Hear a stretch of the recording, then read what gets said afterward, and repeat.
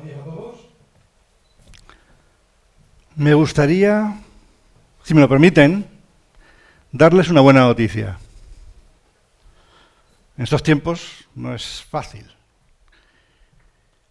La buena noticia es que se ha descubierto recientemente que el dinero no es el sostén de la economía. Sé que puede sonar algo de perogrullo, porque ya sabíamos que el dinero no era lo que hacía la felicidad, aunque ayuda a conseguirla. Está en las librerías desde hace bien poco un libro muy interesante, un estudio muy sesudo, muy bien documentado, del economista francés Philippe Aghion, que analiza cómo se han ido produciendo a lo largo de la historia los saltos en el crecimiento económico de la humanidad. Y contra lo que muchos pensaban, se ha descubierto, ya digo de una manera muy documentada, que estos saltos no se han debido nunca a la acumulación de capital. Se han debido fundamentalmente a la innovación, pero ojo, no siempre a la innovación incremental. Recogiendo las teorías de Schumpeter, lo que hace Aghion es proyectar la idea de que para que haya verdadero crecimiento económico, tiene que haber destrucción creativa. Y eso es muy interesante, porque para que haya destrucción creativa, que es lo que genera el crecimiento, tiene que darse la primera premisa, y es que haya destrucción. La primera, por lo tanto, la buena noticia es que ha habido ya destrucción. Venimos de casi 2 años de pasar por una crisis sin precedentes en este siglo, en los últimos 100 años. La pandemia ha provocado una gran destrucción a toda escala y a todos los niveles.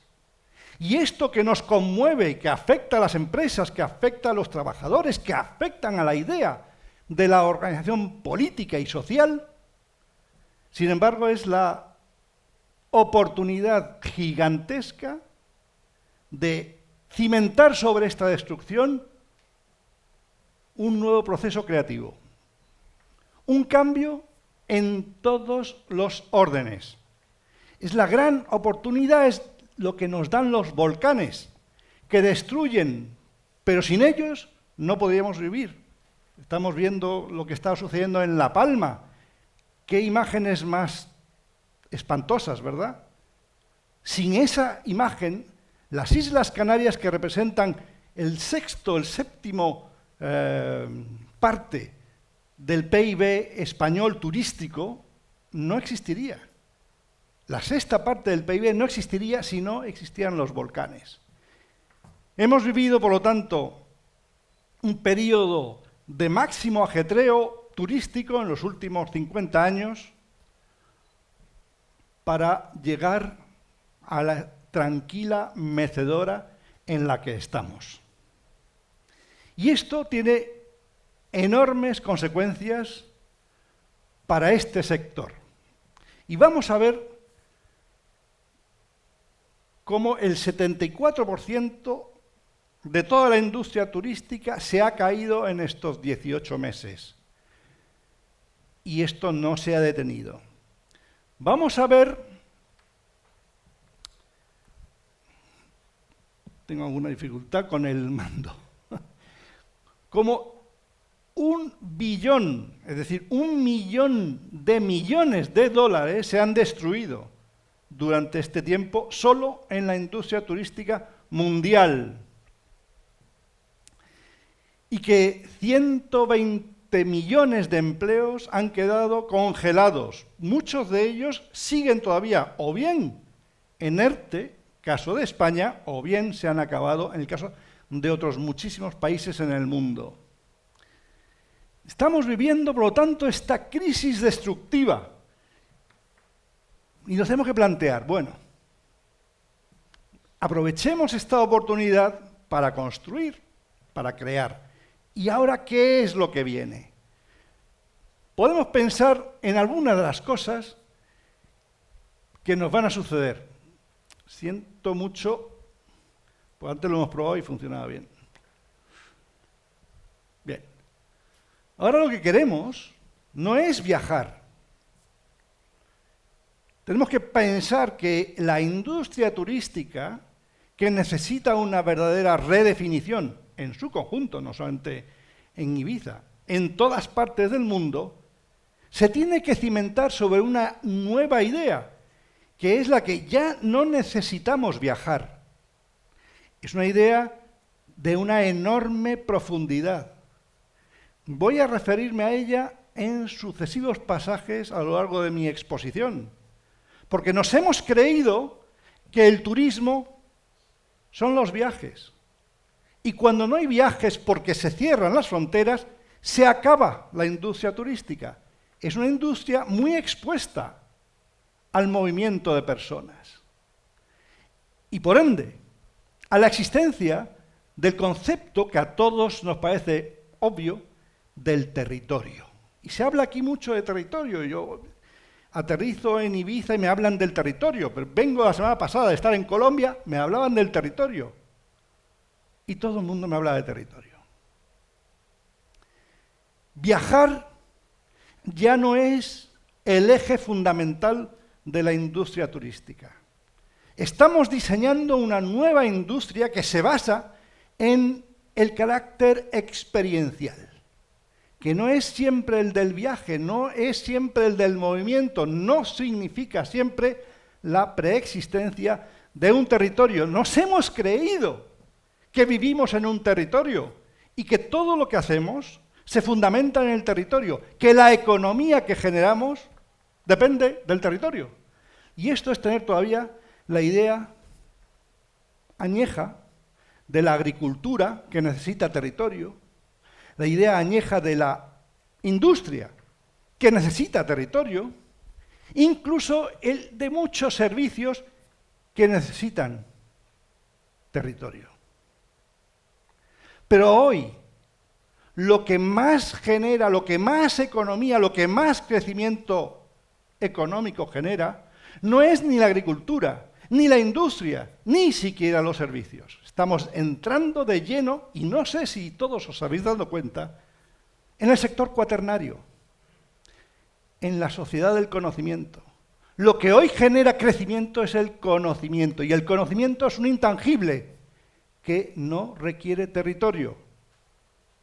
Y la industria del turismo se va a desarrollar fuertemente en esta década sin la necesidad, sin el apego del territorio. Y esto es muy interesante, porque durante todo el tiempo de la pandemia, desde que empezó, me puse a organizar, de pronto me quedé en casa como todos vosotros, y me puse a organizar una red de empresarios, 1.220 empresarios, que se comunicaban a diario en videoconferencias a través de la red Telegram. Se comunicaban a diario ideas, lamentos, pero también proyectos creativos.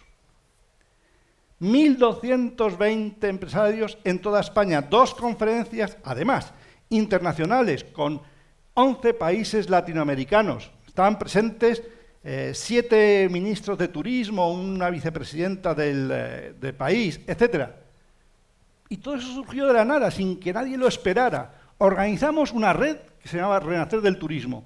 Y ahí proyectamos, hicimos muchas reflexiones, proyectamos cuál podría ser la senda de la recuperación. Y miradlo bien, porque algunos se creen que esto se recupera este año, en el año 21, ok, bueno, dejémoslo ya para el 22. No, vamos a vivir una época de incertidumbre, de la misma manera que hace un siglo, con la famosa gripe española, también se vivió durante 5 años una incertidumbre.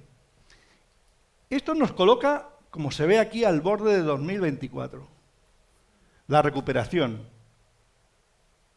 Es para empezar a reflexionar sobre qué es lo que viene y cómo podemos hacerlo. la recuperación del PIB turístico en España no sucederá hasta casi puertas del 2025.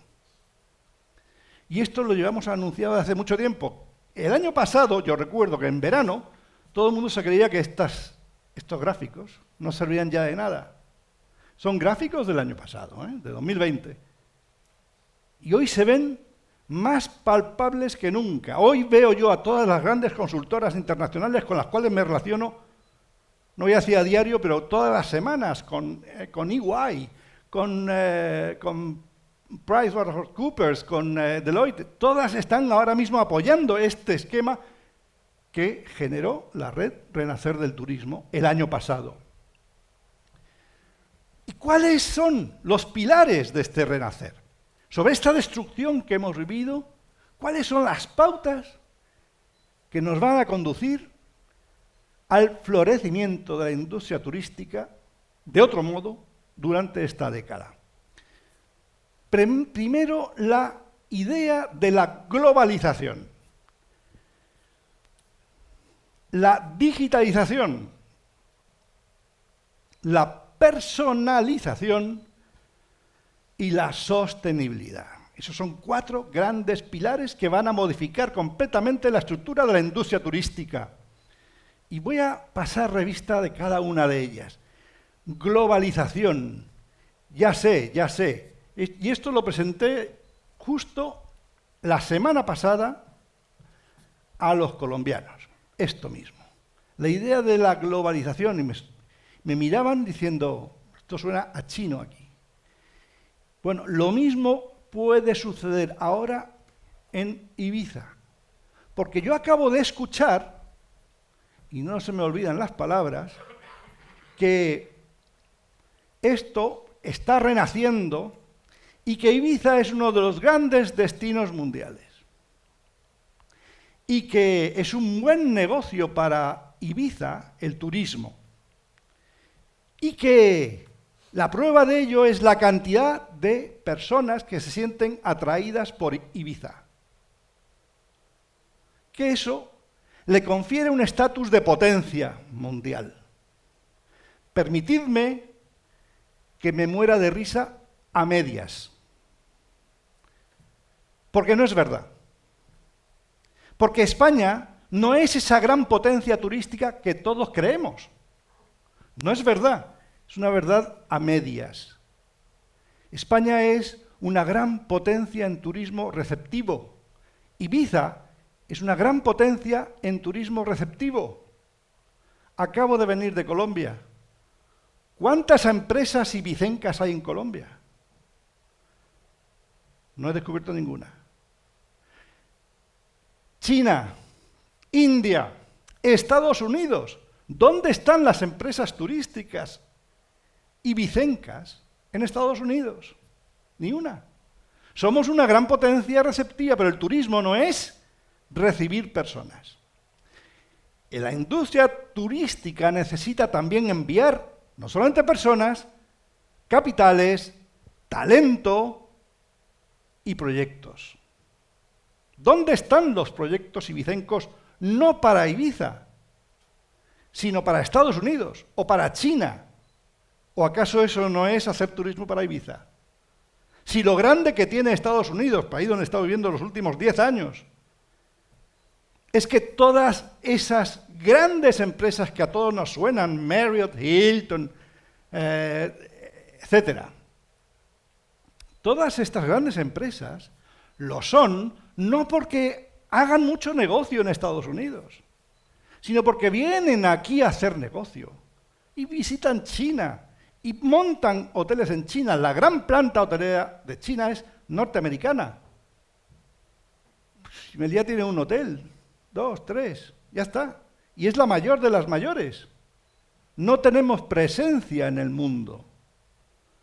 Ibiza menos todavía. Cuando se piensa España, no tiene presencia en el mundo. Ibiza menos. Por tanto, es una verdad a medias. Somos un gran destino que recibe turistas, pero no tenemos ninguna fuerza en la industria turística para estar presentes en el mundo, porque no tenemos la cabeza formada para la globalización. no pensamos que hoy es tan fácil estar en Santa Eulalia como estar en Beijing o en Sydney. No lo pensamos. No tenemos visión global. Creemos que en lo local está el negocio. Y lamento decirlo, no he visto un Google local. No lo hay. No he visto un Facebook local. No existe. No he visto un Amazon de Ibiza. No existe. Son estas grandes compañías que no son necesariamente norteamericanas. No son multinacionales. Hasta ahora creíamos que eran grandes imperios multinacionales, y eso es un error. Son empresas globales. Y tanto su estructura de capital como su estructura de recursos humanos está impregnada en todo el mundo. Participan gentes, ciudadanos, consumidores, empresarios, productores de todas partes del mundo. Son empresas globales que empiezan a estar presentes en todo el territorio y lo mejor, en lo que ahora mismo estamos diseñando, en lo que ahora mismo estamos construyendo, que es la gran economía, la economía de más valor fuera del territorio. Y eso produce urticaria a muchos de nuestros ciudadanos. Produce urticaria pensar en la economía sin territorio. El turismo se va a desarrollar de una manera global, siendo una economía sin territorio.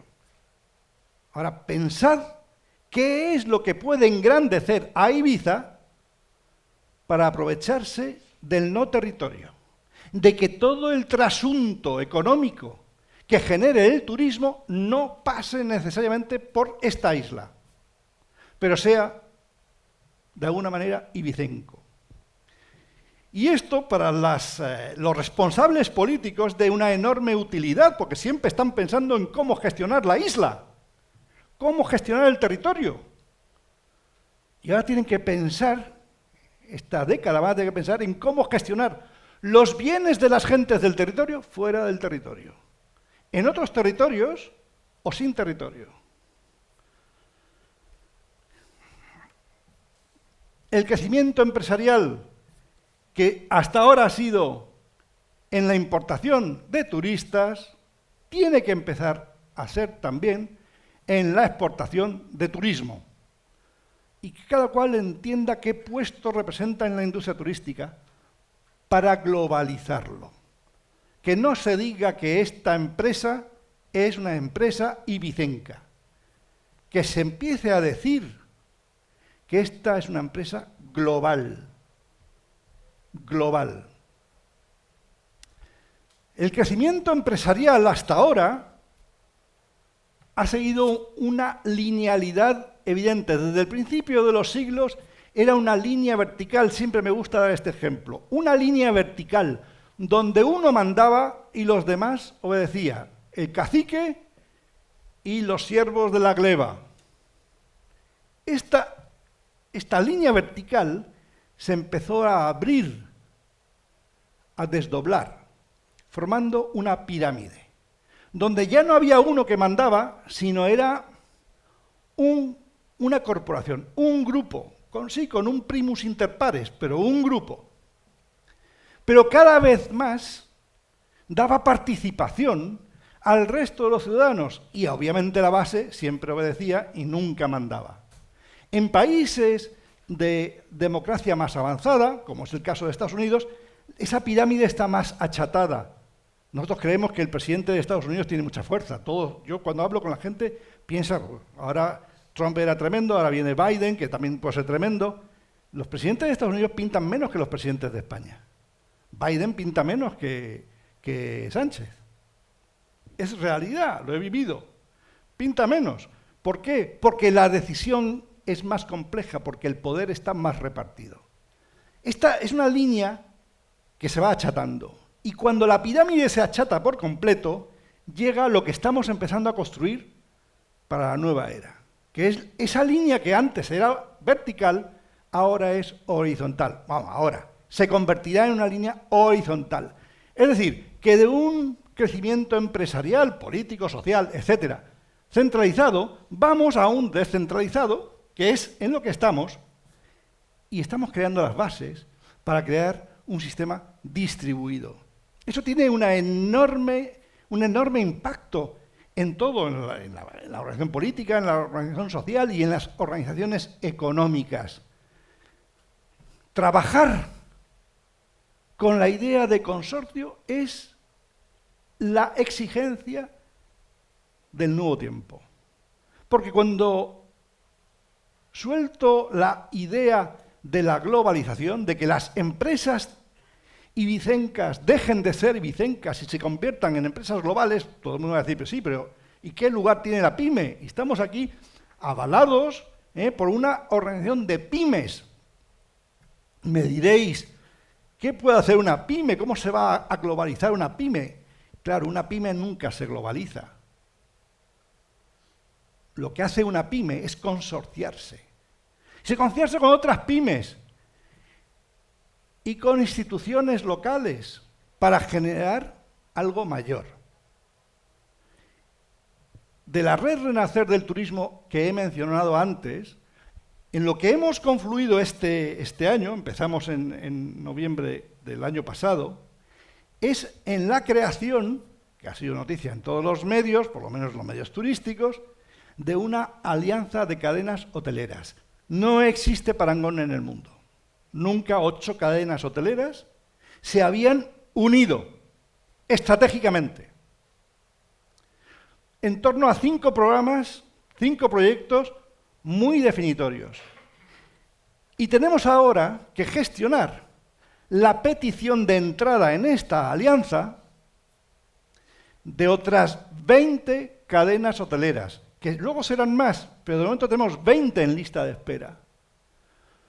Yo creo que estaremos hablando, probablemente a finales de este año, no, el año que viene ya, finales del año que viene, estaremos hablando de una alianza de 25 cadenas hoteleras que puedan sentarse en el top 10 mundial, que supere en 3 o 4 veces la capacidad de negociación de grandes marcas como Meliá, como Barceló, como Iberostar, como Riu,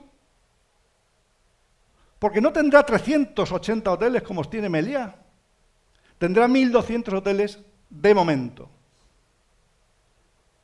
Y son cadenas hoteleras de tamaño medio, incluso pequeño. La consorciación es lo que tenemos que estar construyendo en estos próximos años, porque sin ella no va a existir ninguna pyme. No va a existir. La única posibilidad de que las pymes tengan personalidad es cediendo decisiones soberanas a un consorcio mayor. Pero es que lo digo no solamente de la economía. Llevo mucho tiempo diciéndolo de algunos países. España. España no tiene futuro. España, señores, no tiene futuro. Afortunadamente, hace 40 años, quienes gestionaban este país empezaron a tenerlo claro. Empezaron a saberlo. Y hoy, las grandes decisiones de España no se toman en España, porque no tiene futuro. Hoy las grandes decisiones se toman en Bruselas, porque España ha cedido gran parte de su soberanía a la Unión Europea. No va a existir ningún país en el plazo, pues no sé, 50 años, pongamos, para no ser tan escandalosos, 50 años, no va a existir ningún país con menos de 300 millones de habitantes, 300 millones de consumidores. No va a existir. Existirán bloques y ya se empiezan a perfilar cuáles van a ser los grandes bloques globales. Por lo tanto, actuar en consorcio, poderse aliar con objetivos claros y con una idea firme de cesión de la soberanía en la toma de decisiones, no solamente de los países, de las empresas, de las pymes, es fundamental para seguir existiendo. El segundo vector es el de la digitalización. Está mal que yo lo diga porque ya hablábamos de digitalización hace 20 años. Aquí en Ibiza, ¿eh? Aquí en Ibiza, me acuerdo, hace 20 años. Hablando de digitalización, y parece como si todavía hubiera que repetir la palabra de transformación digital, porque tiene características muy interesantes. Yo he hablado mucho de la automatización aquí en Ibiza. Automatización. Entonces, claro, todo el mundo se lleva la mano a la cabeza porque está proponiendo que los robots sustituyan a los humanos, que la atención sea robotizada. Muchas veces piensan, no sé si pensáis, que la robotización significa colocar un robot en la recepción, como el Hotel Genna en Japón, que se hizo famoso por colocar a un robot. Esto no es entender la transformación digital. Esto no es entender la robotización y no es entender aquello que explica muy bien Philippe Aghion en este libro que menciono, El poder de la destrucción creativa. Porque colocar un robot en recepción es lo mismo que si a Henry Ford le hubieran pedido que hiciera caballos más rápidos o más resistentes. O que hace 20 años se pidiera a los carteros de correos que corrieran más, que fueran más rápidos y más eficientes. El principio, el poder de la destrucción creativa es: nos olvidamos de los caballos para desplazarnos. Nos olvidamos de los carteros para comunicarnos. Cambiamos, destruimos al cartero, destruimos al caballo, cambiamos la estructura del modelo de negocio y creamos un nuevo modelo de negocio, que fue el automóvil, que fue el email. Y ahora tenemos que hacer lo mismo. Tenemos que cambiar la idea de la recepción. No se trata de poner a un robot en recepción. Se trata de que la recepción esté en la palma de tu mano. Y eso es cambiar el modelo de negocio. Es tener una nueva idea de la recepción. Y es algo que precisamente la industria hotelera empieza a asumir, no por convicción, sino por visualización. Han visto que los apartamentos, que las viviendas turísticas lo hacen ya. Y empiezan a copiar esa idea tan creativa, destruyendo el concepto de la recepción, cambiándolo de un mostrador de madera o de mármol a la palma de la mano de los huéspedes. Pero también hablamos de análisis predictivo. En el mundo de los datos tenemos que analizar muy bien qué datos. ¿Qué es esto? Dentro del clúster que se ha formado, que estoy presidiendo actualmente, que se llama Eurofintech, dentro de este clúster tenemos una empresa que empezó haciendo modelos predictivos de jugadas de fútbol para el Real Madrid, porque la formó un jugador conocido del Real Madrid, y hoy lo está exportando a toda la industria turística. Modelos predictivos en turismo, de gran utilidad para Ibiza, por cierto, de igual modo que lo es para Marbella, que tiene ahora mismo toda su modelización de datos en manos de este sistema. El tercer vector es el de la personalización. Ya no me quiero meter más en digitalización porque podríamos estar hablando hasta dentro de un año. La personalización. Y es que cuando hablo de la estructura distribuida, cuando hablo del sistema piramidal que se está achatando hasta convertirse en una línea horizontal, el hecho de que haya un sistema distributivo significa que cada uno de los nodos de este sistema tiene importancia vital. Por lo tanto, los ciudadanos son los nodos del nuevo sistema. Y los ciudadanos ya no están en la misma línea vertical, ni siquiera en la piramidal, empiezan a estar en la línea horizontal. Es decir, todos ya sabemos que lo que nos hace el mundo digital, lo que nos hace la red, es que nos empodera. Si nos empodera, obviamente, no puede haber una industria turística que trate a cada uno de sus usuarios sin empoderamiento, como si fueran realmente sus clientes y no sus fans. Entonces estamos en una tesitura verdaderamente complicada, y es cómo la industria hotelera puede personalizar su oferta para personas que son demanda. Y ahí entra en juego otro de los proyectos que estamos ahora mismo desarrollando, precisamente con la persona que lo creó, que fue Carlos Pastor. A través de la identidad digital. Fijaos bien que nosotros tenemos un nombre y apellido, ¿verdad? Todos. ¿Quién nos lo ha puesto? Nuestros padres. Tenemos también un carnet de identidad y un pasaporte, ¿verdad? Todos. ¿Quién nos lo ha puesto? El Estado. Tenemos, cuando vamos a un hotel, un número de habitación. ¿Quién nos lo pone? El hotel. ¿Qué ponemos nosotros, ciudadanos? Jamás podemos, hasta ahora, tomar la decisión de ser soberanos en nuestro reconocimiento personal. Pero ahora ya tenemos la tecnología para hacerlo. Es el gran avance que nos permite blockchain. El gran avance de la identidad digital. Tenemos a Carlos Pastor, que ha desarrollado el SSI, Self-Sovereignty Identity. Es un sistema que ha asumido la Unión Europea con el ESIF,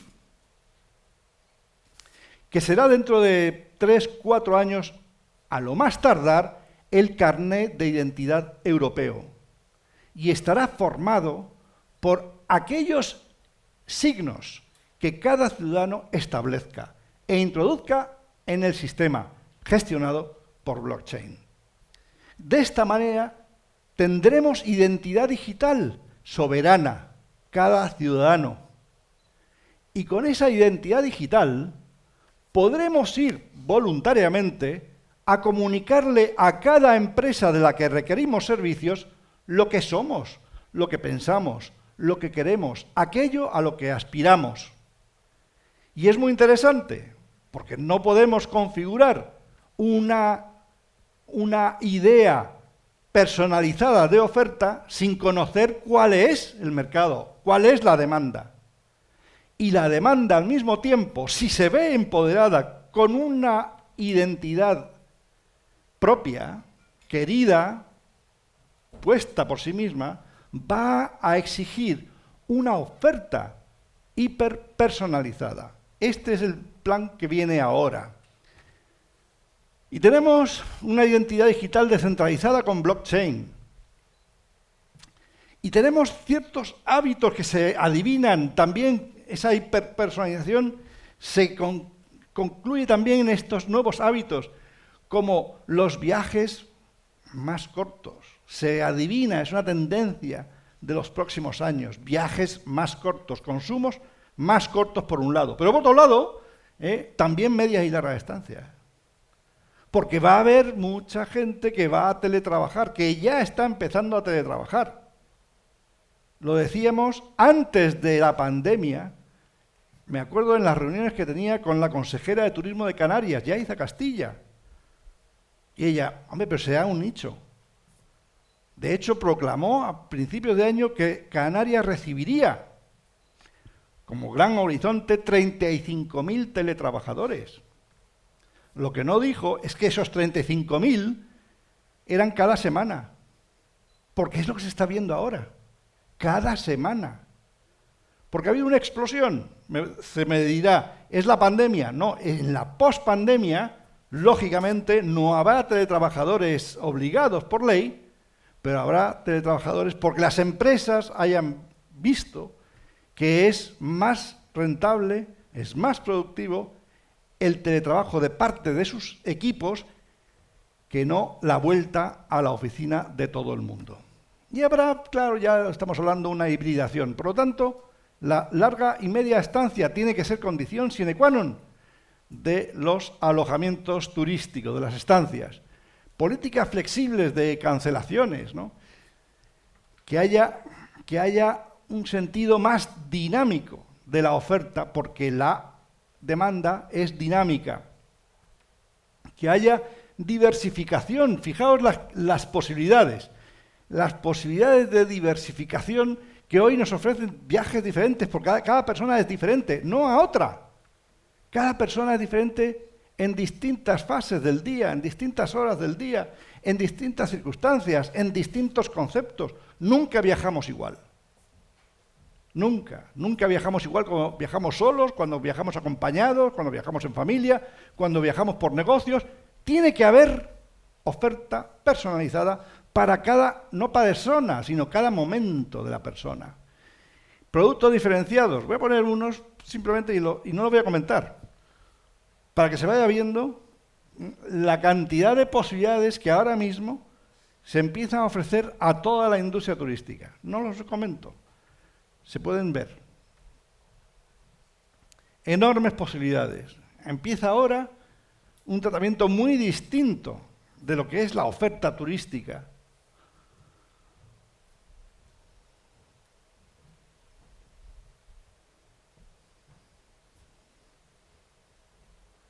Sí, hasta viviendas museo también.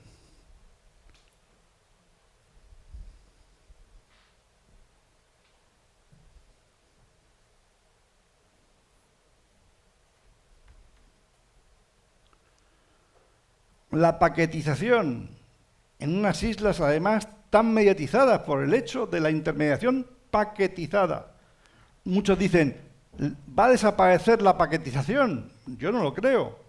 Lo que desaparece es el actor de la paquetización. El intermediario, el turoperador que paquetiza es sustituido por el propio usuario. Paquetiza el propio viajero. La paquetización es individual. Flexibilidad tarifaria, lo mismo. No tenemos todavía asumido lo que significa un sistema de ingresos, un RMS inteligente. Estamos ahora mismo en la alianza de cadenas hoteleras con 5 proyectos, como he dicho antes. Uno de ellos, el primero que ha salido, que ya está firmado, ya se está desarrollando, es un RMS inteligente. Me diréis, ¿pero qué significa esto de RMS inteligente? Todos estáis, lógicamente, si principalmente os dedicáis a las viviendas turísticas, muy probablemente no tengáis RMS, pero en la industria turística el RMS es cada vez más importante.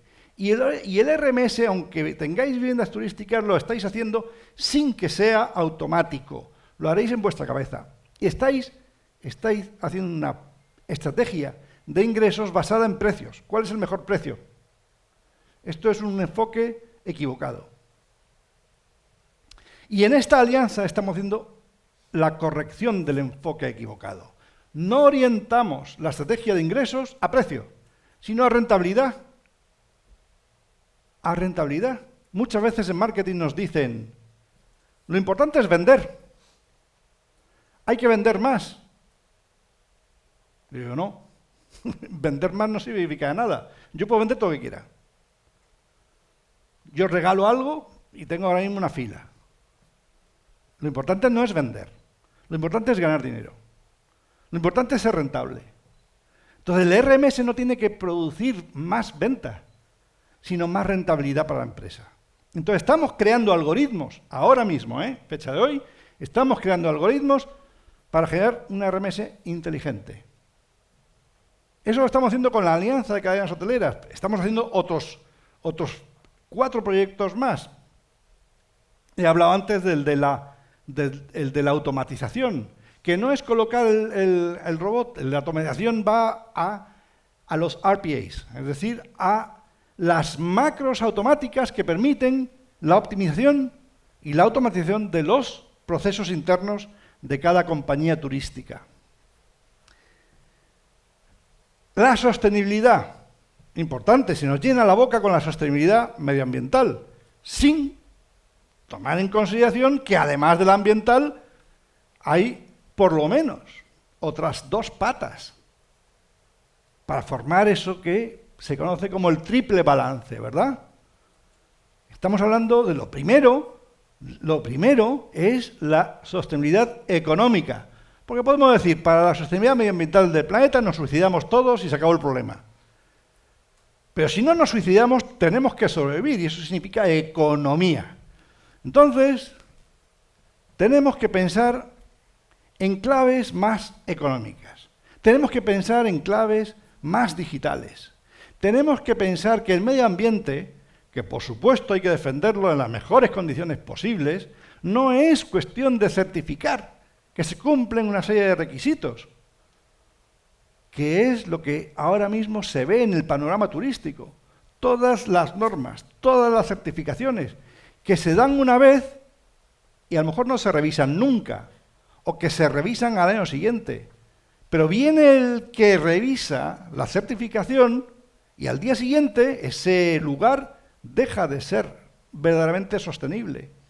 Hay que sensorizar con Internet de las cosas todos los mecanismos que producen problemas medioambientales. Hay que sensorizarlos para tener el patrón al momento, en tiempo real, de cuáles son las condiciones de sostenibilidad de los negocios turísticos, de los destinos turísticos, de las estructuras del turismo. No sirve de nada meter este tipo de certificaciones que las hemos visto. Tenemos que buscar la manera de robotizar, de automatizar mediante sensores todos los procesos. El teletrabajo.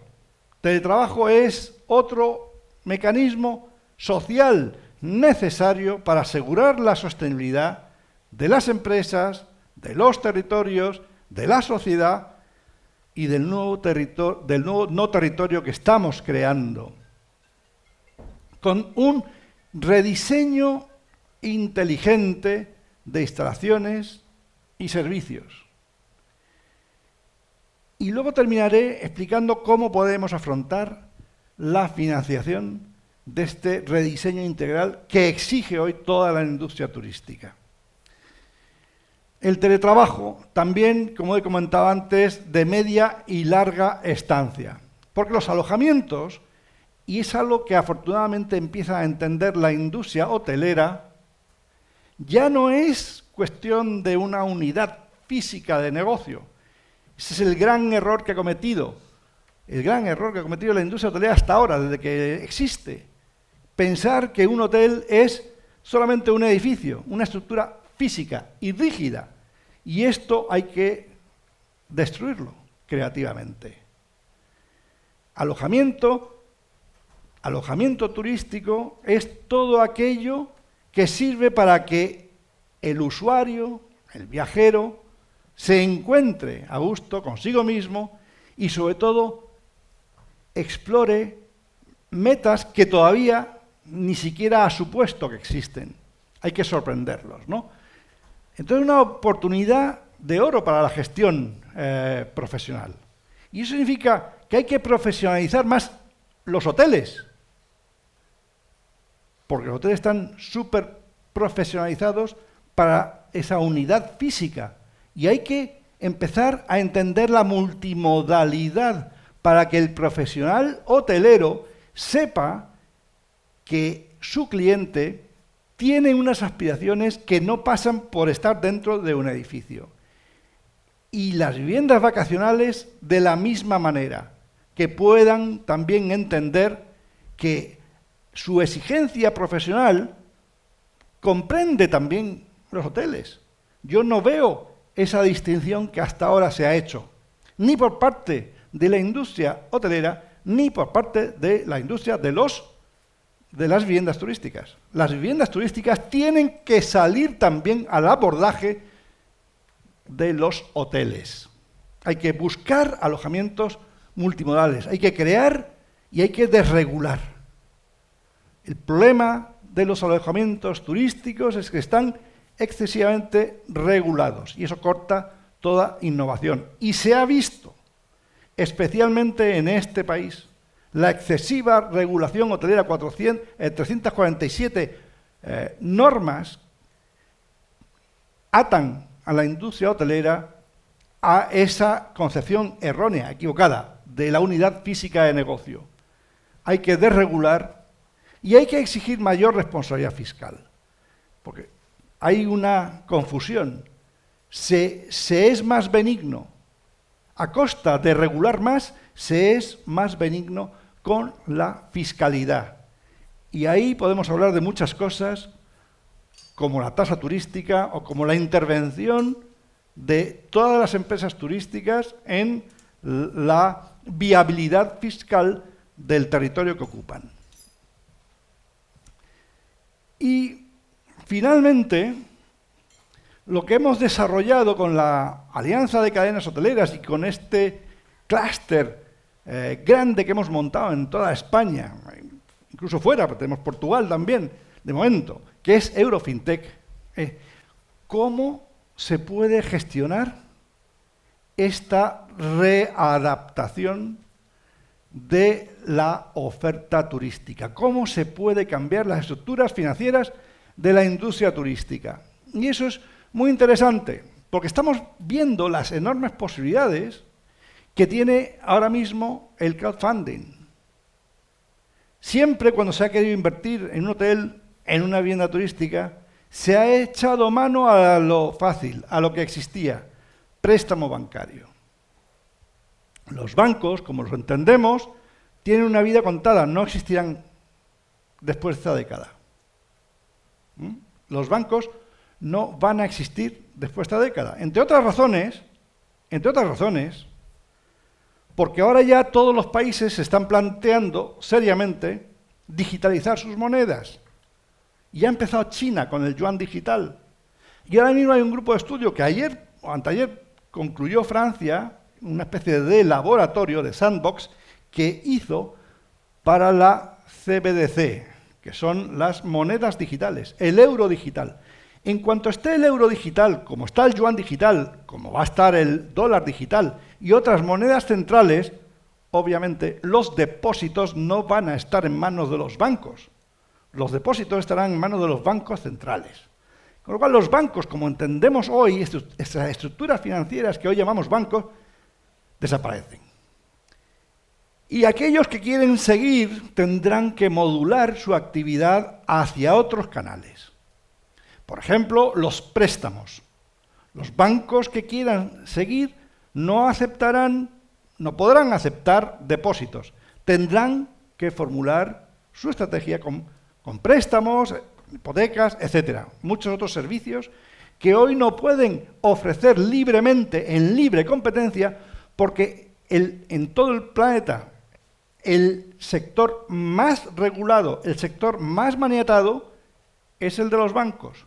Con la crisis financiera hace 10, 12 años, todo el mundo empezó a disparar contra los banqueros, a señalarlos como el gran problema, cosa que no tiene ningún fundamento, porque los bancos no han sido nunca libres para actuar. Digo nunca, no me refiero a los bancos de hoy, ni siquiera en tiempos de los Medici. Los bancos siempre han dependido de los gobiernos, siempre han estado regulados de los gobiernos, unos gobiernos u otros. La causa no está en el banco, en el sistema bancario, la causa está en la regulación del sistema bancario. Y hoy, porque se quiere, los gobiernos, lógicamente, quieren proteger a sus ciudadanos. Pero hoy hay más factores de protección que no son los exclusivos de la regulación. No son las normativas bancarias las que aseguran la protección de los ciudadanos. Hoy los ciudadanos cuentan con más herramientas, entre otras, la transformación digital, para poder conseguir sistemas de crowdfunding viables, de bajo coste, de alta participación. Muchas veces me dicen, ¿pero cómo? Estamos haciendo experimentos. Estamos haciendo experimentos. El año pasado, concretamente el 1 de agosto de 2020, se presentó una moneda que yo he inspirado, la verdad, porque aparece en el documento, en el white paper en el folleto de la CNMV, aparece mi nombre ahí. Es para una empresa que yo llevo mentorizando 20 años, creamos el primer token de la industria turística. El Elysia se llama. Y es para una empresa de baños árabes, Hammam Al-Andalus, que tenía un proyecto de expansión en 5 capitales del mundo y que requería, lógicamente, una inversión de 24 millones de euros. Inasumible para la banca porque no conocía muy bien la estructura. Los departamentos de riesgo se negaban a admitir cómo podía ser la estructura de expansión de una empresa de baños árabes. No existía en su análisis de riesgos. Y fue muy difícil conseguir esa financiación. Y le propuse a esta empresa crear el Elysia, es decir, un token que representara activos propios, que no tuviera que acudir a los mercados externos, ni de fondos, ni el bancario de préstamos, sino con fondos propios, adelantados. Creamos el Elysia, primer token de la industria turística. Y os puedo decir, en la primera emisión de los 24 millones de euros, que pensábamos que se iba a vender durante un año y que había que, por tanto, sacar del ERTE a todo un departamento comercial para formular esta venta, nos llevamos la gran sorpresa de que se cubrió en apenas 8 horas, el mismo 1 de agosto 2020. 8 horas. Cubrimos toda la emisión. Claro, para cualquier empresario del sector turístico le sale la duda, pero yo necesito 24 millones. ¿Cómo demonios voy a acudir yo a mercados libres de capitalización que no pasen por fondos ni por estructura bancaria? No nos damos cuenta de que en China, en la India, en Gabón o en Finlandia hay personas que tienen 10 euros en su bolsillo y que a lo mejor les gusta meterlos, digitalizarlos, para que les dé una rentabilidad de 1 euro. Y lo hacen. Y la empresa turística, como me decía el empresario turístico de Hammam Al-Andalus, decía, pero ¿qué gano yo con 10 euros? Con 10 euros no gano nada, efectivamente. Pero con 2.400.000 inversores, sí que juntamos 24 millones, fácilmente. Se puede hacer. 2 millones de inversores. Actualmente, el mundo de las criptomonedas ya tienen más de 225 millones de inversores, grandes y pequeños. Pero todo el mercado de cripto está a la vista, no es como el bancario que está oculto. Uno no puede penetrar en el sistema bancario de ningún banco, pero sí puede penetrar en los mercados abiertos tipo Uniswap, tipo PancakeSwap, donde estos tokens cotizan. Y son millones de personas las que unas ponen 10 euros y otras ponen 100 o 1.000 euros. Bueno, esto es la nueva posibilidad que ofrece el crowdfunding. Y el crowdlending, lo mismo.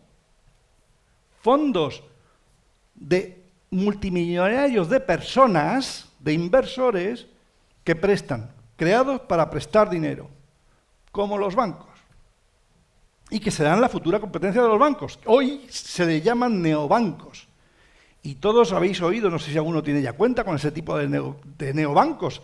El más importante de Europa, que es británico, que es Revolut, el segundo más importante, que está con nosotros, el N26, alemán.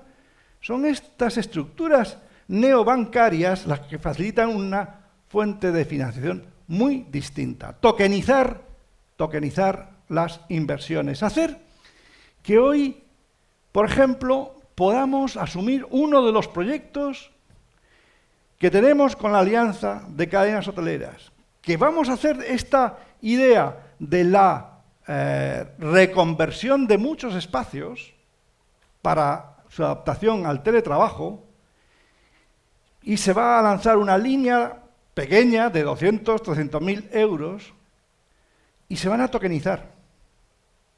Y se van a tokenizar mediante la venta anticipada a todo el inmenso mercado de teletrabajadores. Este es un proyecto que estamos haciendo con los italianos de Change Capital. Y es un proyecto que yo creo que vamos a presentar allá por el mes de febrero 2021. Tokenización de inversiones es lo que vamos a oír durante toda esta próxima década. Pensadlo. Tokenización de inversiones. Este es el ELISA que he hablado antes, este token, este primer token, y ahora presentamos el día 11 de noviembre, presentamos el primer NFT de la industria turística, que es una cosa muy ceremonial, que es una cosa muy simbólica, pero que también hace un mix muy interesante entre la tokenización de la inversión de la empresa turística con la propia marca.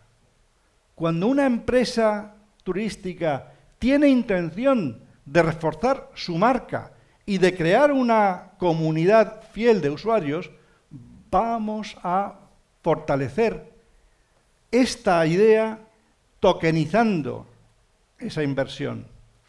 Porque el último proyecto que estamos desarrollando con la Alianza de Cadenas Hoteleras es precisamente la tokenización de la sostenibilidad. Lo vamos a presentar el mes que viene. Es un proyecto que va a ponerse en marcha el mes que viene. Tokenizamos la sostenibilidad. ¿Qué significa esto? Que cuando hablamos de la sostenibilidad medioambiental no se trata solamente de que la empresa turística, bueno, haga un plan, ¿no?, de conciencia medioambiental, siga todos estos parámetros. No, no. Es más allá, es hacer participar a todos los huéspedes, a todos los clientes, en las buenas prácticas ambientales. Y se va a premiar esas buenas prácticas ambientales con un programa de tokenización. Se tokenizará esto y se generará una comunidad fiel, un programa de fidelización a través de la tokenización de buenas prácticas sostenibles. Y con esto, con los nuevos medios de pago, con etcétera, etcétera, que hay que estar preparado para que todo esté en el móvil,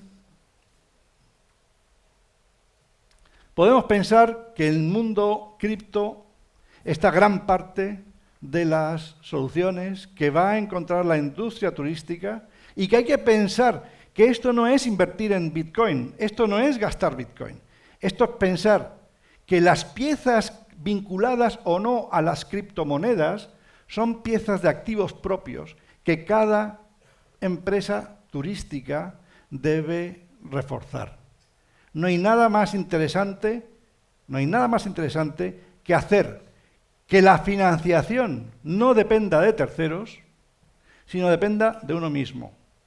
Y los grandes financiadores de la industria turística en los próximos años, en esta década, van a ser los propios clientes de las empresas turísticas. Y con esto he acabado toda esta presentación, que supongo que habrá hecho reflexionar a mucho de este buen auditorio. Antes de acabar contigo, Fernando, en el buen sentido de la palabra, vamos a abrir el turno de preguntas, si alguien quiere hacerte alguna pregunta, y así con eso pasaremos a la siguiente ponencia.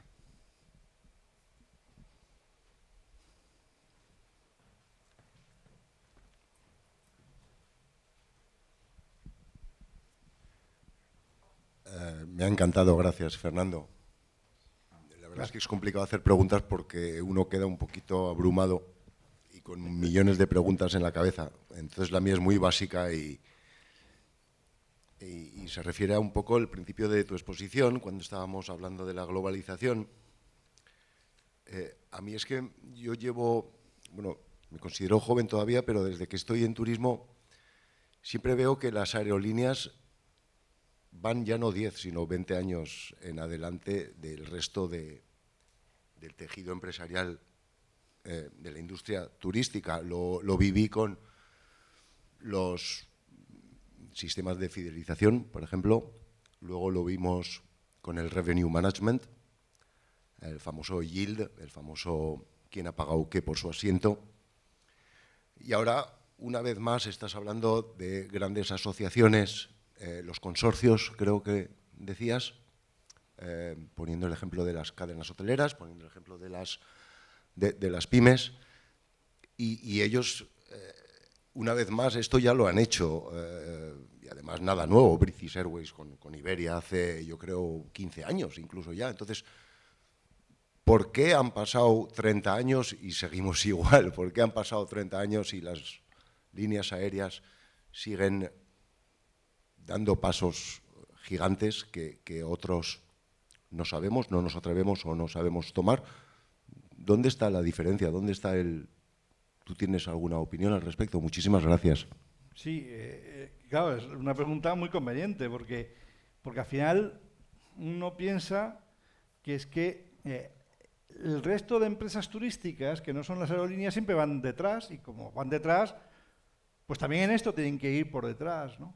Es una cuestión de visión. Lógicamente hay una realidad, y es que las aerolíneas siempre han sido muy pocas. Tan pocas que además han pensado que para ser globales tenía que haber 2, 3 aerolíneas como mucho. Esto es algo que a mí me gusta mucho también expresar. No quiero hacerlo porque me falta tiempo para, para expresar muchas ideas, ¿no? Pero es la teoría de la larga cola de Chris Anderson. En el mundo, para los consumos de masas, Chris Anderson decía 2, como mucho 3 grandes empresas globales. La verdad es que en algunos casos, cuando estamos hablando de empresas aterritoriales, y se me ha olvidado, lo que quería haberos dicho en algún momento, me pareció que vuestras caras de asombro no aconsejaban decirlo. Cuando hablaba yo de la economía no territorial, yo me refería a esto nuevo que estamos creando, sin que nos demos cuenta muchos, que es el metaverso. Vivimos en el universo donde hay territorios, pero lo que estamos construyendo es el metaverso.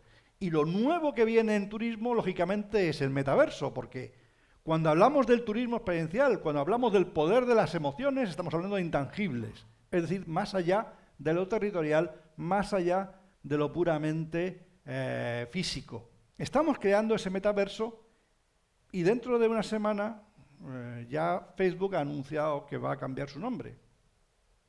Ya no vamos a hablar de Facebook más. Hablaremos de otro nombre porque Facebook quiere dejar de ser una red social y se quiere convertir en un metaverso.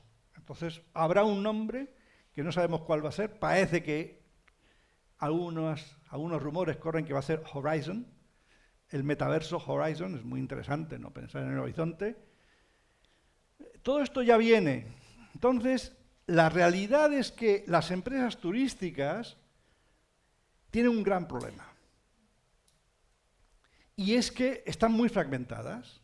Es en todo el mundo, más en España que en cualquier otro sitio. Es una industria terriblemente atomizada.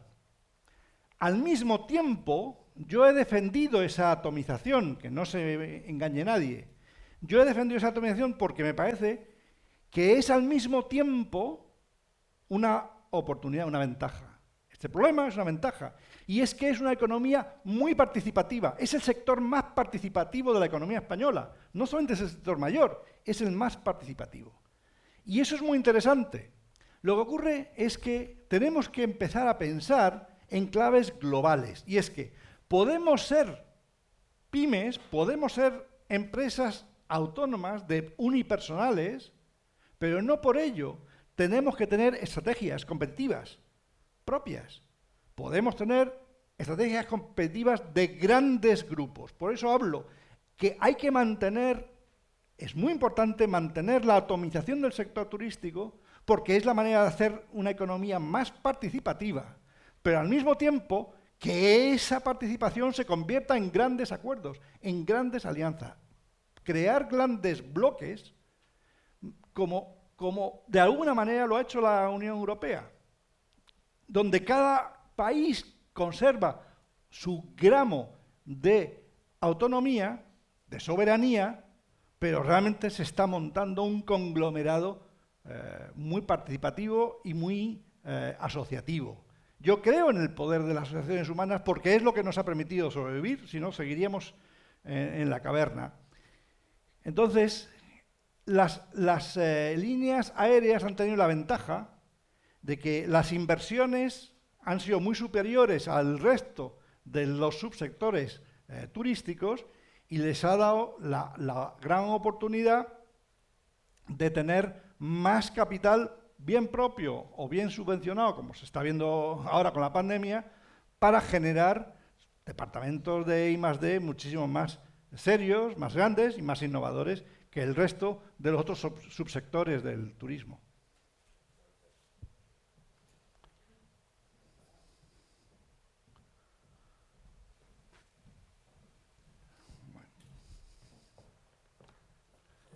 Voy a estar aquí con vosotros hoy, o sea que si alguno tiene también alguna pregunta, ¿no? Ya... Eso es. Pues desde aquí, con todo lo que nos ha dicho Fernando, sí que es verdad que vamos a estar bastante tiempo pensando y dándole vueltas a nuestro próximo y futuro, con lo cual yo creo que ha sido muy interesante. Me gustaría muchísimo que le diésemos un aplauso de agradecimiento a Fernando.